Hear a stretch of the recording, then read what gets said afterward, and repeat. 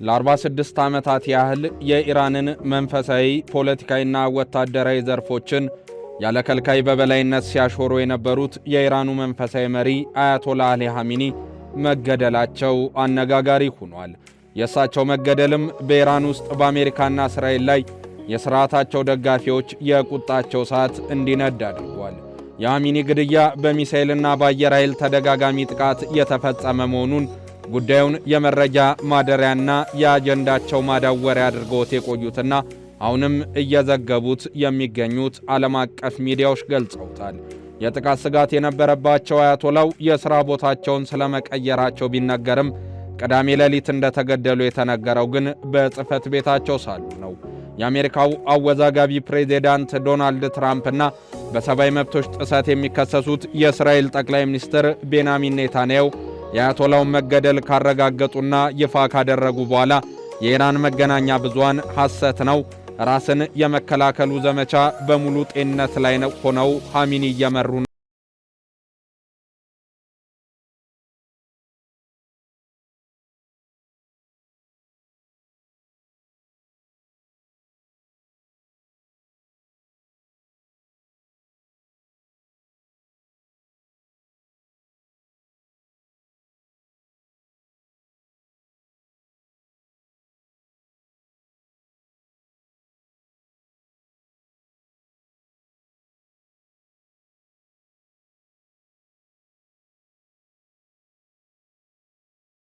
ኛው ምስራቅ ለሚታየው አለመረጋጋትና ሽብር ዋነኛ ምንጭ ናት ያሉ ሲሆን በዓለም ላይ ካሉት እጅግ የከፉ ሰብአዊ መብት ረገጣ ታሪኮች አንዷ አላት። እንዲሁም የኒኩሌር መሳሪያ እንድታገኝ ወይም እንድታለማም በፍጹም ሊፈቀድላት አይገባም የሚል መልእክትን አስተላልፏል። ትራምፕም በተመሳሳይ ኢራንን ያጠቃ ነው ለአሜሪካ ሕዝብ ጥቅምና ደህንነት ስንል ነው፣ ሀገሪቱ እኛንም ለማጥቃት የረጅም ርቀት ተወንጫፊ ሚሳኤሎችን እያበለጸገች መሆኑንም ደርሰንበታል ሲሉ ነው በመግለጫቸው ያስታወቁት።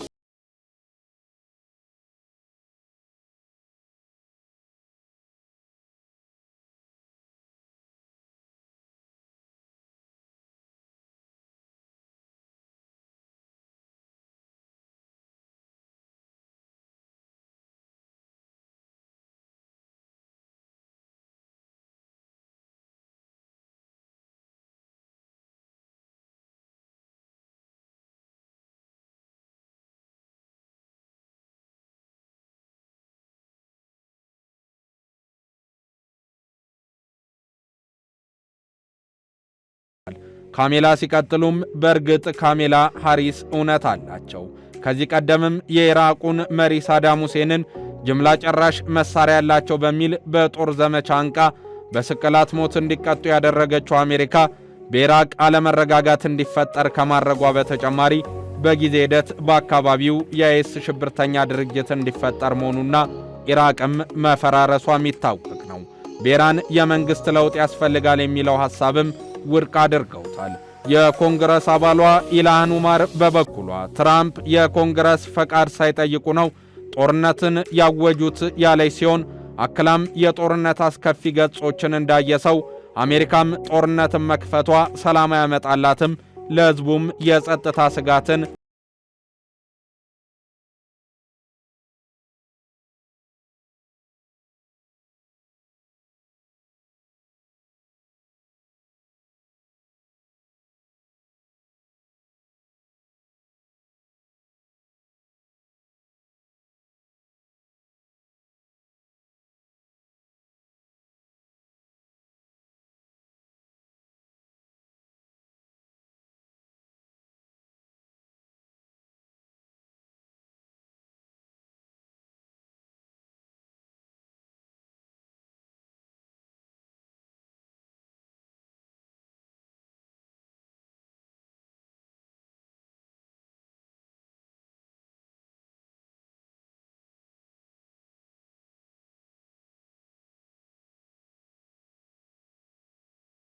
የሚጠሏቸውም የሚወዷቸውም በርካቶች ናቸው። አያቶላ ከሚታወሱበትና ኢትዮጵያን ከሚመለከተው ተግባራቸው አንዱ የኤርትራን አማጺዎች የትጥቅ ትግል መደገፋቸውን የሚያነሱም አሉ። ኢሳያስ አፈወርቂ በአውሮፓውያኑ 2008 ኢራንን ጎብኝተው እንደነበር ሲነገር በዚያ ጉብኝታቸው አሊ ሐሚኒን አግኝተው ተወያይተዋል። ከጉብኝቱ መጠናቀቅ በኋላም ኢሳያስ ስለ አያቶላ እንዲህ ብለው ምስክርነትን ሰጥተው እንደነበረም ይነሳል።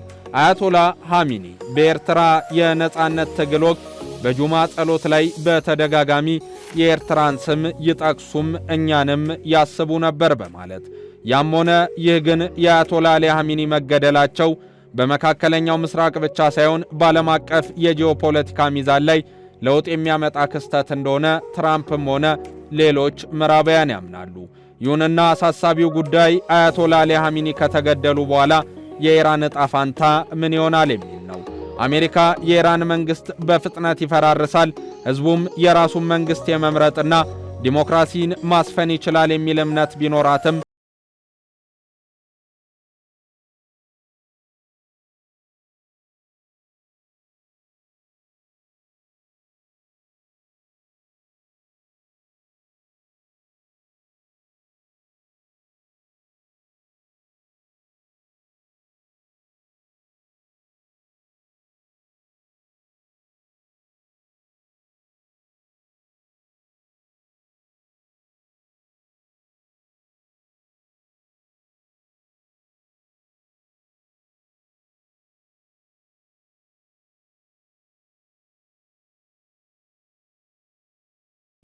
ሐሚኒ እንደ አውሮፓውያን አቆጣጠር በ1989 በአሜሪካ ይደገፍ የነበረውን የሻህ መሐመድ ረዛ ፓህላቪን አገዛዝን የገረሰሰውን የእስላማዊ አብዮት መሪ የአያቶላ ሮሃላ ሐሚኒ ሞትን ተከትሎ ነበር ስልጣን የተረከቡት። ውድለት የኢራኑ ፕሬዝዳንት ሙሴድ ፔሽኪሽያን የሐሚኒንና የሌሎች ከፍተኛ ባለስልጣናት ግድያን መበቀል የአገሪቱ ግዴታና ሕጋዊ መብት ነው ሲሉ ለእስራኤልና ለአሜሪካ እንበቀላለን የሚል መልእክት ያለው ማስጠንቀቂያን ሰጥተዋል። ፕሬዝዳንት ትራምፕ በኢራን ላይ ያዘዙትን ጥቃት እንደ ነፃ የማውጣት ወቅት በመቁጠር አያቶላ ከተወገዱ መንግስቱ በፍጥነት ይወድቃል ሲሉም ተንብየዋል። ሆኖም በኢራን ያለው ተጨባጭ ሁኔታ ከዚህ በእጅጉ የላቀ ውስብስብ እንደሆነ ይነገራል። የአልጀዚራ ዘገባና ከውስጥ አዋቂዎች ከወታደራዊ ባለሙያዎችና ከፖለቲካ ማህበረሰብ ተመራማሪዎች ጋር የተደረጉ ቃለ መጠይቆች እንደሚያሳዩት የኢራን ከፍተኛ አመራር መወገድ ምዕራባውያን እንዳያሰቡት ላይሆን ይችላል። ይልቁንም ለህልውናው የሚጓጋ ምንም አይነት የፖለቲካ ቀይ መስመር የሌለው በበቀልና ጥላቻ የተሞላ ወታደራዊ መንግስት የመፍጠር አደጋ አለው። የአሜሪካ ኦፕሬሽን ዋነኛ መነሻ ኢራን ከፍተኛ መሪዋ ሲሞት መቋቋም የማትችል ደካማ አገር ነች የሚል ነው። ትራምፕ ከሲቢኤስ ኒውስ ጋር ባደረጉት የስልክ ቃለ ምልልስ በቴህራን ውስጥ ውሳኔ የሚሰጡትን በደንብ እንደሚያውቁ ገልጸው መንፈሳዊ መሪውን ለመተካት ጥሩ እጩዎች እንዳሉም ተናግረዋል። ይሁን እንጂ የቀድሞ የአሜሪካ ምክትል የመከላከያ ረዳት ሚኒስትር ማይክ ሙሌር ለአልጀዚራ አረበኛ እንደተናገሩት በአየር ድብደባ ብቻ ያገዛዝ ለውጥ ማምጣት አይቻልም፣ ያለ እግረኛ ጦር ወይም በአገር ውስጥ ካለ የታጠቀ አመጽ ውጪ የአገሪቱን የደህንነት መዋቅር አንድነቱን ጠብቆ ሊቀጥል ይችላልም ብሏል። ይህ ጥንካሬ የሚመነጨው ከኢራን ድርብ ወታደራዊ መዋቅር ነው። መንግስቱ በመደበኛው ጦር ወይም አርቴሽ ብቻ ሳይሆን የእስላማዊ የሕግ ሊቃውንት ጥበቃ ሥርዓትን እንዲጠብቅ በሕገ መንግሥቱ ሥልጣን በተሰጠውና ምዕራባውያኑን በአሸባሪነት በፈረጁት የኢራን አብዮታዊ ዘብ ጥበቃ ጭምር የሚጠበቅ ነው። ከነሱም በተጨማሪ በማንኛውም ሰፈር ውስጥ ተሰግስጎ የሚገኘውና የውስጥ ተቃውሞን ለመጨፍለቅ የተቋቋመው የባሲጅ ሚሊሻም እዚህ ጋር የሚጠቀስ ነው። ከሐሚኒ መገደል በኋላ የታየው ትልቅ ለውጥ ኢራን ከሃይማኖታዊ ህልውና ይልቅ ወደ ብሔራዊ ህልውና መሸጋገሯን ነው። የቀሩት ባለስልጣናት ጦርነቱን እንደ ሃይማኖታዊ ጥበቃ ሳይሆን እንደ ኢራን ግዛታዊ አንድነት መከላከያ አድርገው እያቀረቡትም ይገኛሉ። ታዋቂው ፖለቲከኛ አሊ ራጂኒ የእስራኤል የመጨረሻ ግብ ኢራንን መከፋፈል እንደሆነ በማስጠንቀቅ ተቃዋሚዎችና ከሃይማኖት ገለልተኛ የሆኑ ኢራናውያንም በጋራ ጠላት ዙሪያ ለማሰባሰብ እየሞከሩ ነው በማለት ገልጸዋቸዋል። የፖለቲካ ማህበረሰብ ተመራማሪው ሳላህ አል-ሟትሪ እንደገለጹት ከሆነ ደግሞ መንግስት ያወጀው የ40 ቀናት የሐዘን ጊዜ ለተቃዋሚዎች ፈተናን ይዞ ይመጣል። ይህ አደባባዮች በሚሊዮን በሚቆጠሩ ሐዘንተኞች ስለሚሞሉ ተቃውሞ ለማድረግ አስቸጋሪ ስለሚሆን ነው በማለትም ገልጸዋል። ኢራን ከአያቶላው መገደል ድንጋጤ በኋላም በቀጣይ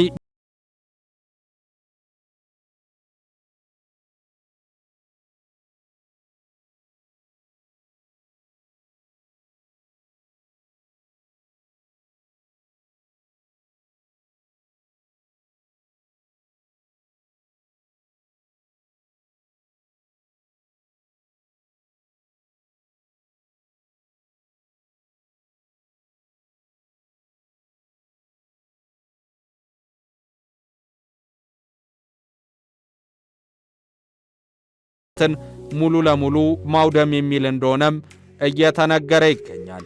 ላብነትም ኢራን በእነ አሜሪካና እስራኤል ድብደባ እልህ የምትወስዳቸው ተስፋ የመቁረጥ እርምጃዎች ደግሞ ችግሩን ይበልጥ እያወሳሰቡት መጥተዋል።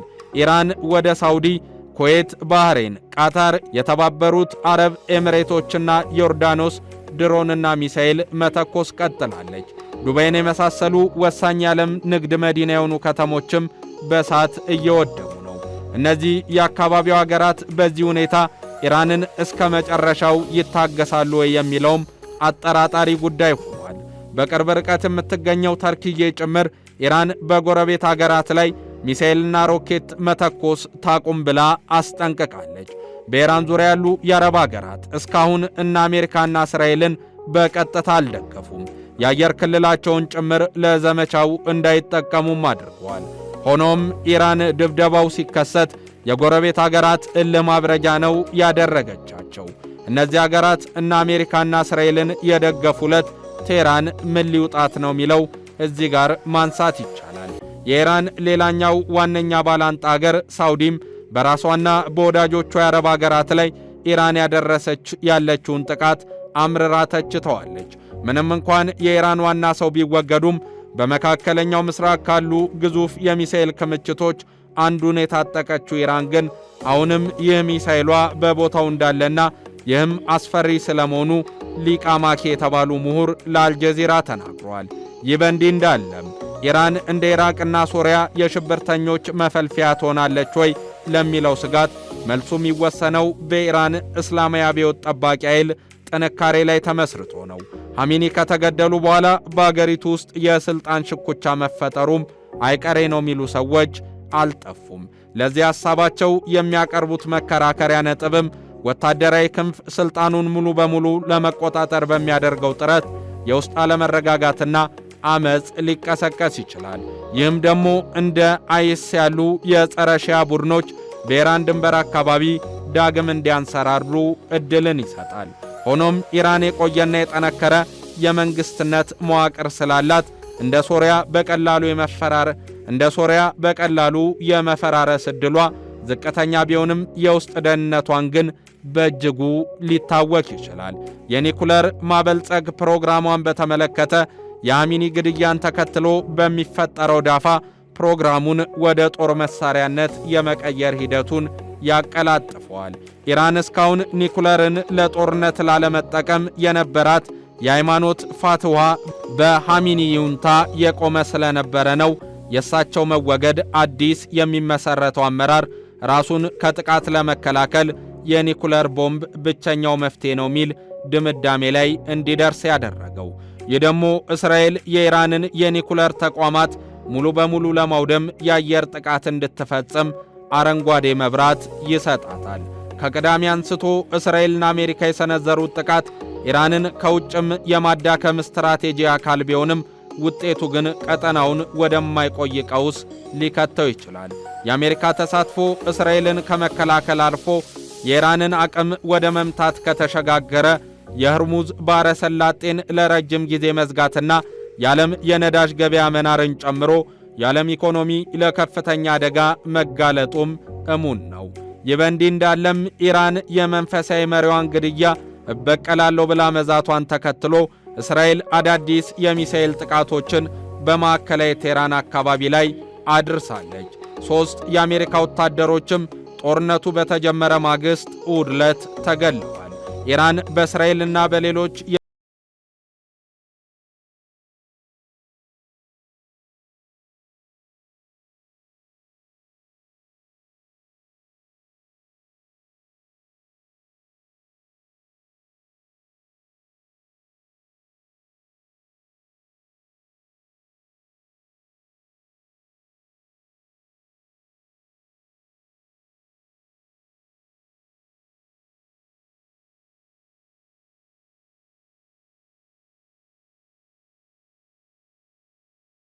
የተቀሰቀሰው አዲስ ጦርነት የኢትዮጵያ አየር መንገድ ወደ አካባቢው ሀገራት የሚያደርጋቸውን በረራዎች ጨምሮ የአካባቢው በርካታ አየር መንገዶች በረራዎች እንዲያቆሙም አድርጓል። ካውንስል ኦፍ ፎሬን ሪሌሽን የተባለው የአሜሪካ የጥናትና ምርምር ተቋም በበኩሉ በኢራን የመንግሥት ለውጥ ማድረግ አደጋው የከፋ ነው ይላል። ይህ የሆነው አገሪቱ በሟቹ አያቶላ ብቻ ሳይሆን በእስላማዊ አብዮታዊ ዘብ የጀርባ አጥንት የቆመች በመሆኗም ነው። ይህ ደግሞ የመንግሥት ለውጥ ይደረግ ከተባለ እንኳን አሜሪካ በኢራቅ ሌሎች አገራት እንዳደረገችው ሁሉ ወታደሮቿን ወደ ኢራን ማስገባትና ይህንኑ ኃይል መዋጋት አለባት ባይ ናቸው። ለተቋሙ ሐሳባቸውን የሰጡት ሊንዳ ሮቢንሰን የተባሉ ምሁር በምሁሩ አገላለጽ ሌላው በኢራን የመንግሥት ለውጥን ማምጣት አስቸጋሪ የሚያደርገው ጉዳይ ይህንኑ ሐሳብ የሚደግፈው የኢራን ሕዝብ መሳሪያ የታጠቀ አለመሆኑና የአገሪቱ ወታደራዊ አወቃቀርም ስር የሰደደ የተወሳሰበና ለመለወጥ አስቸጋሪ የሆነ በመሆኑ ነው። ውድ ቤተሰቦቻችን እናንተን ይመጥናሉ ያልናቸው